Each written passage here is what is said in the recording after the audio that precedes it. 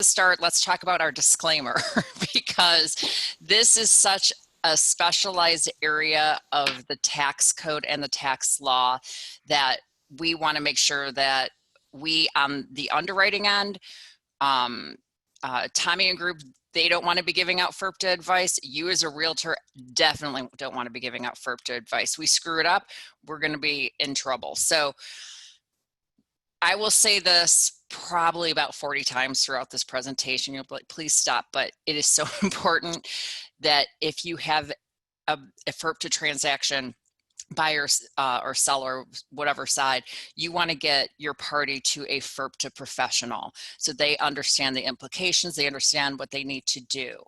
FIRPTA applies if you have a seller that's a foreign national. Doesn't matter if the buyer is a foreign national, but what we want to make sure is that they're getting the proper counsel on what the implications of what they're getting into. And we'll go through all of it, but just note that we have this lovely disclaimer that we are not giving legal advice. We need to talk to FIRPTA professionals. Side note on that too, there are a lot of tax attorneys out there. There are a lot of CPAs out there. FIRPTA, like I said, specialized area. You need to send your people to FIRPTA professionals. There's FIRPTA Solutions. That's a company here in Florida. They're not affiliated with my company, but that's all they do is FIRPTA. And they're CPAs that handle that. You know, you don't want to send someone to a CPA down the block like an H&R Block. They're not going to know FIRPTA. So specialized, lots of trouble if we do it wrong. So what is the Foreign Investment Real Property Tax Act? It was enacted in Congress or by Congress in 1980. And the whole point of it was the US government wants the right to tax foreigners that are transferring real property in the US. So you as a seller or foreign national sell a property here in the US, you may have capital gains, but guess what? You're back in your home country or you're someplace else. And the IRS was like, we want to make sure we get paid those capital gains or whatever taxes are due knowing us. So we're going to create this rule called FIRPTA. That as a seller is a foreign national, there is a thing called a withholding that we are going to withhold a certain amount of money from you seller so that we make sure that the IRS gets paid. So it was amended in 1984 and 2008. And then there was, in 2015, they increased the withholdings for certain transactions. So what is the withholding? The withholding, it's not a tax. I like to call it a tax escrow. So in the title world, in our closing world, we hold money in escrow for like occupancy, for water, for certain things. And that's for when we finally get that final bill, we can pay the money. And then, whatever is left over goes to whomever we're holding the escrow for. It's the same kind of idea. So the withholding is more of a tax escrow for the tax that the foreign person or entity may owe to the IRS from the sale of their property. It doesn't exempt the seller from filing a U.S. tax return or paying any taxes due. In fact, the whole point of the withholding is an impetus to get the seller to file a U.S. tax return, because then they'll see what the tax is due and owing, and then they can get their withholding back, or a certain amount of their withholding back depending on what the tax is. If the actual tax due is less than the withholding, a refund can be obtained. The withholding is 15% of the sales price, not the net proceeds. So that means seller selling a house for a $500,000 house for $300,000 because it's underwater. They're going to have to bring in money anyway. It doesn't matter that they have to bring in money. We're going to go off that sales price. So we're going to have to go off that $300,000 sales price. They're going to have to bring in 15% of $300,000, $45,000 plus whatever else they have to bring in. So that's the trick with the holding. It's that tax escrow. So even if they're going to be underwater, IRS doesn't care, they want to get paid. It's 15% of the sales price whether the seller takes a loss or realizes a gain. There is a form, and once again, this is for your general purposes. You do not want to advise your clients on the form. They can easily go on the IRS website and pull it up, but we don't want to fill it out for them. We don't want to even really, we just want to send them to a CPA that understands FIRPTA. I've seen realtors actually fill out these forms for their clients. You screw it up, we've got problems. So just don't touch it. Don't mess with the IRS is all I can say. I'm going to get a bumper sticker that says it. So there's IRS form 8288B. If the seller thinks, you can actually fill it out for anything, but they turn it into the IRS, and the IRS can make a determination if a withholding needs to be done at all. So this has to be done early in the process. If the 8288B form is not filled out and we are doing withholding, that money has to be sent to the IRS within 20 days of closing, which means, and just to back up, the withholding is not a title company responsibility. The buyer actually is responsible for the withholding. We're going to talk about that a little more in depth, but the title company does it as a courtesy because we obviously don't want to give 15% of a sales price to a buyer and expect them to return that money in. We're going to do it on behalf of the buyer and seller to make sure, you know, T's crossed, I's dotted, and the IRS gets paid. So even the gross proceeds must be reported on 1099-S regardless if FIRPTA withheld or not. With FIRPTA, the seller has to have a tax ID number before even applying for the exemption, and that process takes time to complete. So if they don't have a tax ID number and your seller is a foreign national, they need to get with the Social Security Administration and get one of those. And that can be a long time unless they physically go to a Social Security Administration office, and I don't even know if they're open right now to letting people in. It might just all be online, and so it can take a while. So this process can take a couple months, and you need to be prepared for that as the listing agent, as the selling agent. Some more rules on the withholding. If you have more than one seller and only one is a foreign person, the withholding is based on their percentage of ownership of the property. So 2 sellers, one's foreign national, one's domestic. We're only going to take 50% of 15% of the sales price. If there's more than one seller and one is foreign but is deceased, the deceased interest is still counted as being foreign owned. So you do not avoid the IRS by dying, no matter where you live. So we've got the withholding. Think of it as that tax escrow that the seller, for any money the seller may owe the IRS, it's 15% of sales price. But there are exceptions to that FIRPTA withholding, and this is where it gets tricky in our transactions. And we're going to talk about the first 3. The fourth one, 1031 exchange, we actually do a really great presentation on that. Sangeeta from our company does I think it's 2 credit hours, 1031 exchange, really in depth. So general rule is if you're doing a 1031 exchange, you may be able to avoid FIRPTA because in a 1031 exchange, you go through a 1031 exchange company, the monies are transferred through that. It's not going to the seller. There are some, of course, exceptions to that rule, but that's on there. In case you want more information, get with Tommy, ask him to set up that 1031 exchange class. But the 3 we are going to talk about are the buyer waiving the withholding pursuant to the personal residence exemption affidavit. And this is probably what you guys have seen.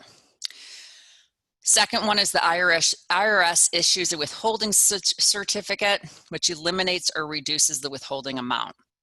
And that stems from the 8288B form. We're going to talk about that a little more. And then the third one is the seller provides that non-foreign certification. In every transaction that we do, we have a seller sign a non-foreign certification. Because if we do not, and we find out the seller is a foreign national, we're going to have some major problems. So first question you want to ask your seller as a realtor is, are you a foreign national? If they are, obviously this is going to apply. And a side note, Canadians are foreign nationals. They are not US citizens. I know we all love the Canadians, but they are in their own country. They may have a driver's license here. They are not US citizens. So are you a foreign national? And then really the second question is, do you have a tax ID number? Because we're gonna have to go through that process. But let's find out who a foreign national is.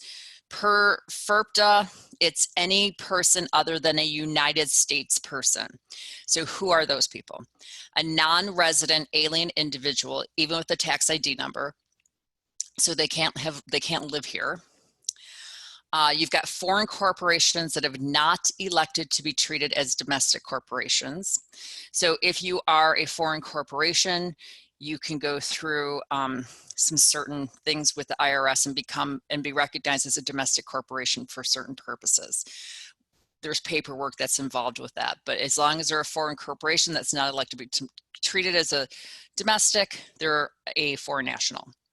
Any foreign partnership, foreign trust, foreign estate. Foreign estate is estate of the decedent, any other like guardian estates, whatever it is. Then we have the disregarded entity rule. This is where you have a sole member LLC, one person in the LLC as the member, and they are the person of the LLC is a foreign national, but their LLC is a domestic LLC. So you've got Bob Jones, who's from Canada, but he has a Florida LLC. The IRS will disregard that Florida LLC and say, you, Bob Jones, are a Canadian national, you are not a US citizen, FIRPTA applies. Now, you're probably going to deal with individuals more than likely, maybe some LLCs. If you do have questions, you want to, obviously reach out to Tommy's group, or you want to, find out from like FIRPTA Solutions. But for our purposes we're going to go through everything with a fine-tooth comb as well to make sure we're dealing with foreign nationals or we're not. But this is, like I said, some of the things you need to kind of pay attention to. Who's a United States person? So you've got obviously a US citizen, social security number, good to go. Resident alien with green card. Foreign national lives here as a resident alien, has a green card. They're considered a US citizen. Then we have this, and so I'm going to throw my other disclaimer out there. There's a couple tests and calculations and figuring out certain things. Please don't ever do that and try and do it on yourself. We don't do it on the title end. We're going to look to a professional to tell us these things. But I want to give you an idea of some of the rules. So you can have a foreign person who meets the substantial presence test. They basically have to be present in the US for 183 days in the current year and 2 years preceding. And once again, we're not touching that with a 10-foot pole. We're going to get guidance from a CPA on it. You've got domestic corporations, partnerships, or other legal entity, obviously. Disregarded entity goes the same way on this. Let's say you have a foreign LLC and the sole member of that LLC is a US citizen. IRS will disregard the LLC and say, you as a US citizen, FIRPTA doesn't apply. And that, when I'm talking about that, that's the LLC holds title to the property. Then we also have the foreign entity, which is elected to be treated as a domestic entity. So the second question, if they are a foreign national, you're going to say, okay, we need a tax ID number. If not, let's get you over to the Social Security Administration. You need to have one. We're going to need it to close because we're going to fill out that 1099-S. They're going to need it to file a US tax return. Second question is, what's the purchase price? Because this is going to determine the withholding. There's 3 brackets. You have under 300,000, 300,001 to $1 million, and then over 1 million. So the first exception we're going to talk about is the personal residence exemption affidavit, if I could say it. This is, we're going to talk more in depth, but this is just the graph of what it is. So the question is, what does the buyer plan on doing with the property? What's their intent? Do they plan to use it as their personal residence? If the buyer says yes, and they want to waive the withholding, which means the seller doesn't have to bring that 15% of the sales price into closing, then $0 is withheld if it's $300,000 or less. If the sales price is 301 to 1 million and the buyer says, yes, I plan on living in the I plan on living in the personal residence and then I'll sign the waiver, we're going to withhold 10% in that bracket. If it's over $1 million, we are withholding 15%, doesn't matter. All this is off the table. But if the buyer says, I don't plan on living on the property, or I don't want to sign the waiver, we have to withhold that 15% from the seller. Now, let's talk about the personal residence exemption affidavit. The key is, what is the buyer's intent with the property? So per the FIRPTA rules, and just going back, in the purchase agreement, if you read the FIRPTA section, it talks about this part, about the buyer signing, you know, the personal residence exemption affidavit or not. They don't have to.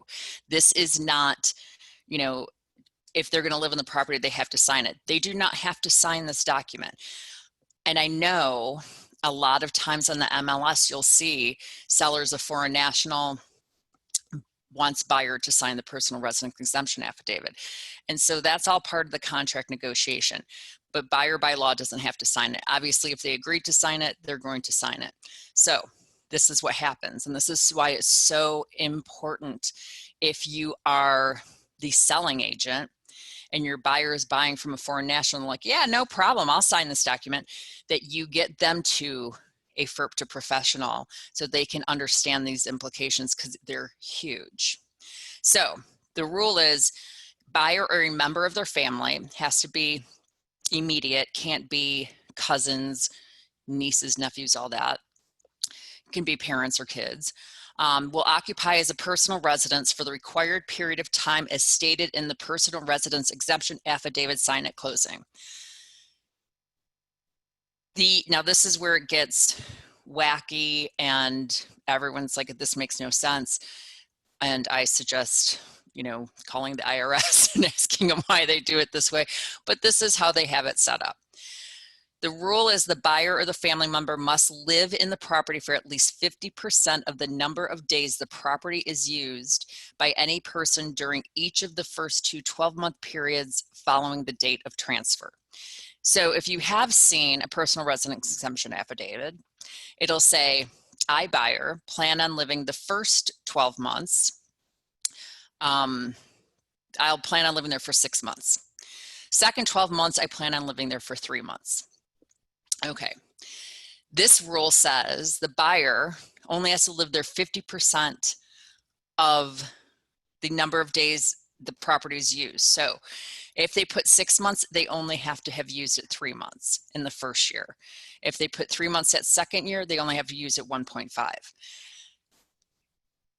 And basically the buyer is saying, when they sign this residence exemption affidavit, I'm going to live in the property, or a family member, for a certain amount of time. And by doing so, for the 2 years, and by doing so, the seller doesn't have to bring in the withholding. Buyer waives that withholding when they sign that personal residence exemption affidavit. We don't pay any money to the IRS, nothing goes to them. But as soon as the buyer signs that, all of the responsibility and liability for that withholding falls on the buyer's shoulders. The buyer is saying, I plan on intend on living in the property. This is the amount of time I'm living there. If buyer doesn't do what they say in that personal residence exemption affidavit, IRS can come back after the buyer for the full 15%. They're not even going to call the seller. They go directly to the buyer. Now, how does the IRS know? Because you have to file tax returns. IRS is going to look at certain things, especially if you bought from this foreign national. They know a lot of things. And believe me, they do come back after buyers who did not follow through with the personal residence exemption affidavit, because we get the calls. Sellers still have to file that U.S. tax return, because they're not off the hook just because there wasn't a withholding. They still may owe taxes. 300,001 to 1 million, it's 10% if that buyer signs that personal residence exemption affidavit is that they have to do statement of intent to reside. That's exactly what we just talked about. If you rent it out, it's 15%. If you plan on living it per the IRS minimum per the personal residence exemption affidavit, it's 10%. Over $1 million, automatic withholding of 15%. We're not going to have them sign anything. It does not matter. 15% of the sales price is automatically going to come, seller's going to have to bring that in. So that's the first exemption or exception is the personal residence exemption affidavit, and that is signed at closing. So if in the contract the buyer agrees that they are going to sign it, I would highly recommend before they agree to it that they take a copy of it or go talk to a FIRPTA CPA so they understand the liability. If someone's going to live there, like if when I moved to my house and I knew I was going to live here full time, I wouldn't have no problem with that. But you know, if you're looking at using it for an Airbnb and you rent it out more than you've stayed there, or you know, something happens, you lose your job and you have to move within a year, you know, things to think about before you start signing things. And like I said, you'll see it sometimes in MLS, Sellers Foreign National wants, you know, the personal residence exemption affidavit signed. I think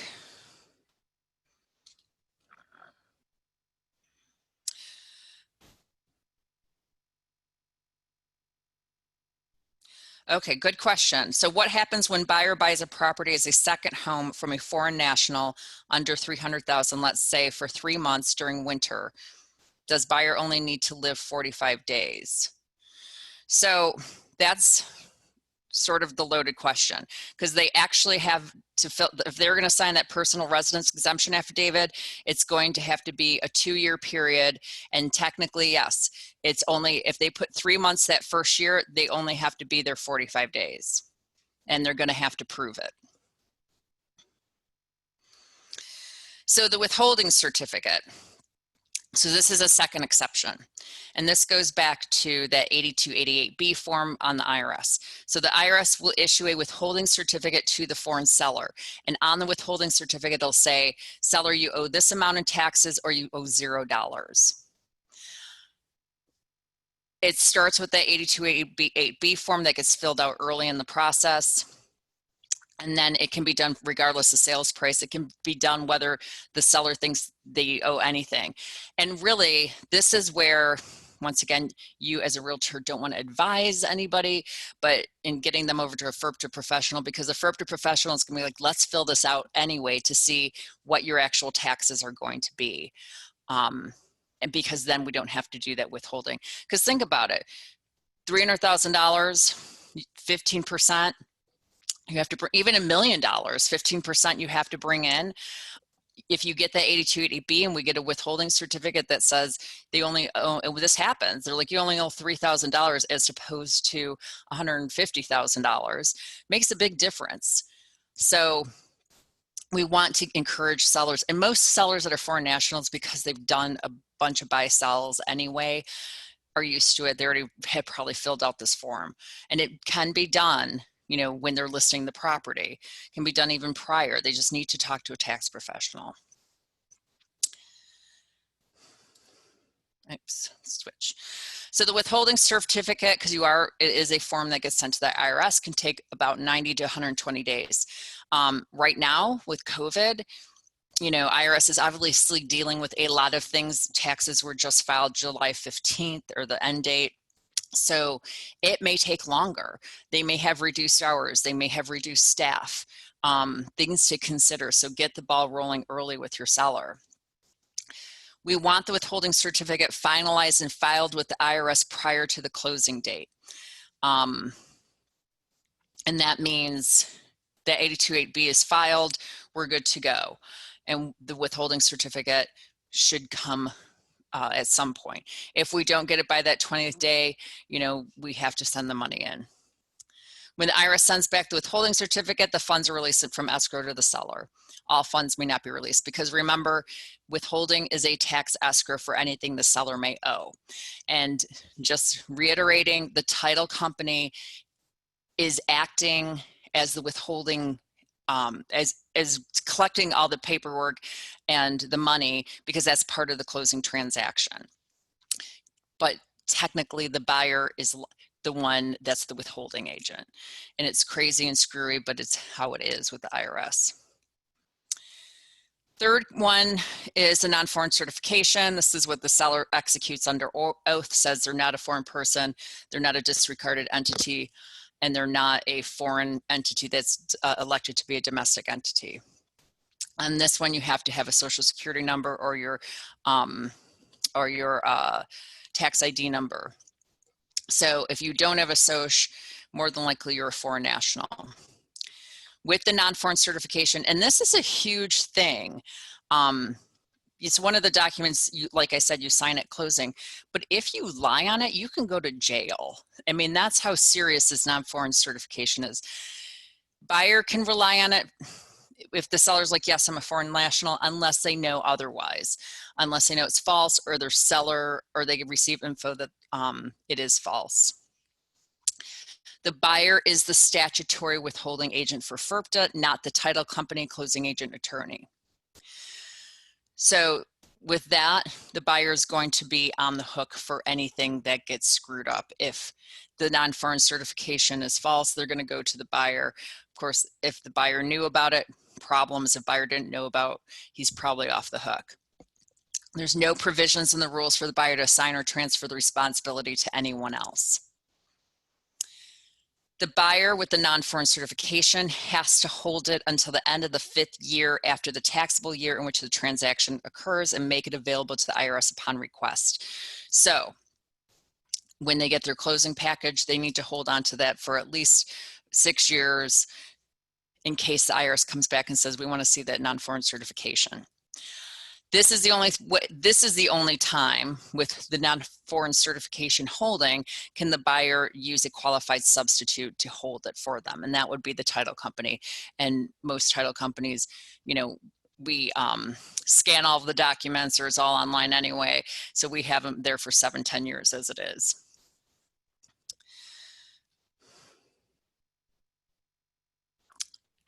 So we're called a qualified substitute in that sense, just for that non-foreign cert. We are not a qualified substitute for the withholding or anything else, just for the non-foreign certification. Liability. So IRS considers the buyer the withholding agent, and if buyer fails to withhold, buyer may be held liable for the tax plus penalties and interest. According to National Association of Realtors, if seller provides buyer a non-foreign cert that was false and the real estate agent for either party knew it was false, the agent could be liable for the tax that should have been withheld. Title companies not liable to IRS may have liability to buyer. So if the title company sends in the withholding or sends in whatever they sent in and it's screwed up, the IRS isn't going to call the title company. The IRS is going to call the buyer and say, where's our money? And this actually happened a couple months ago. One of our title agents had overnighted the package to the IRS and it got lost at the IRS. And like a month later, IRS is calling the buyer like, you owe us $45,000. Luckily, we got it worked out. We had proof that it was signed for and everything like that. But that's the kind of stuff that happens. They don't call the title company. They don't care who you closed with. They went right directly to the buyer. Any party guilty of willful failure to withhold is a $10,000 fine plus possible jail time of up to 5 years. So this is taken, I mean, you know, tax fraud, not a good thing. How do you beat FIRPTA? You don't even think about it. Red flags, this is important. So in the title world, when you send over your purchase agreement, we do a title search of the property. We're looking at the last owner of record. but we go to the last warranty deed of record because that's the last insured deed. There's a title policy attached to it. There was a closing, there was consideration for the deed, transfer taxes were paid, all of that good stuff. So we'll go from there, and then we'll look at quitclaim deeds, because quitclaim deeds are usually zero consideration. They don't need to go through the whole process with the assessor or anything. Anyone can record a quitclaim deed on anybody's property in cloud title. But what we do is we go to that warranty deed, and then we follow the chain of title, as we call it, to see who actually owns the property. And those are usually the quitclaim deeds. People, deed in and out between family members, all that fun stuff. With quitclaim deeds, what we'll look for is anytime there's a quitclaim deed recorded right before closing, that's a red flag. But what you'll see is you have a seller that's a foreign national, and he's like, listen, I really don't want to deal with this withholding stuff. Why don't I quitclaim deed the property to you, my good domestic friend, and you close the transaction, and then you just send me the proceeds and we're good to go, and I'll give you a cut, whatever it is. That is jail time, and IRS looks for those deeds. And once again, how does IRS know? I don't know, but they do find these things. They're looking for fraud. They want their money. And on the title end too, like I said, if we see something that's recorded right, early before closing, it is a red flag to us as well. If you gift a property, you're actually taxed at 40%. So not a bargain there by any means. False non-foreign certifications, we talked about that. Somebody's lying on it. If anybody knows about it, you can do jail time for that. Don't mess around with the purchase price. So if you're at $350, $325, even $310, and you're like, oh my God, we've got a FIRPTA, let's knock it down to $300. So we'll have the buyer sign that personal residence exemption affidavit, so we don't have to have the withholding. IRS looks at those kind of things, fair market value, all of that. So if you're lowering the price to avoid with the withholding, that's going to be a problem for buyer and seller. Incomplete or incorrect packages are subject to the same penalties and interest as if the payment was not made at all. That's why it's so important that your parties are talking to FIRPTA professionals and things are properly being filed. When we get a package at closing on the title end, we're going to, make sure we've got everything we need, send it on to the IRS. If something's missing, the IRS, once again, is not going to call the title company. They're going to go straight to the buyer and say this was screwed up. And that does happen. Once again, the buyer will call the title company, but it truly does happen. And that, I think, is all I have for you. Are there any questions?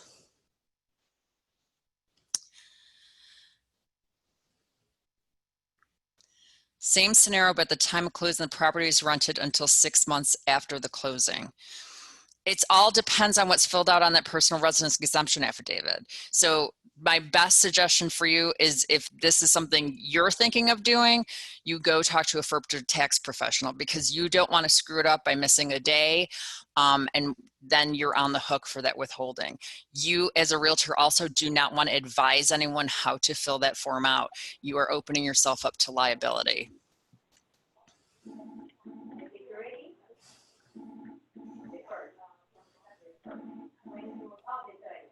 Any other questions?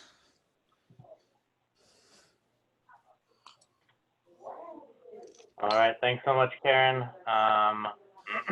Always appreciated. If nobody else has any questions, that'll be it. Wait, I've got one more. So the buyer should talk with FIRPTA. Yes.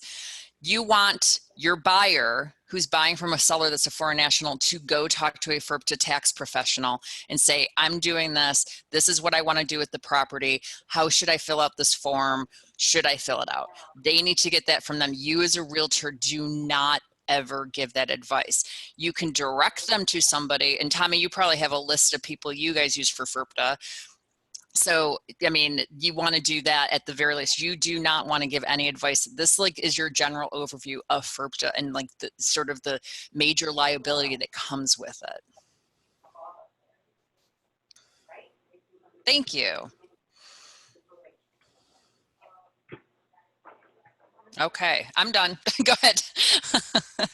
All right, yeah, all I was gonna say is that we did schedule one more with Karen. It is gonna be all about the top reason that realtors are sued. So definitely a good one to check out. Nobody wants to get sued, so. Yeah, I did that one yesterday, and it was, I mean, I think I scared people. So definitely join that one.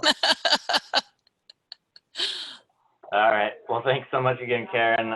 Everybody have a great day. We'll see you soon. All right, take care. Thanks, Karen. Bye. Thanks, Amy. Bye.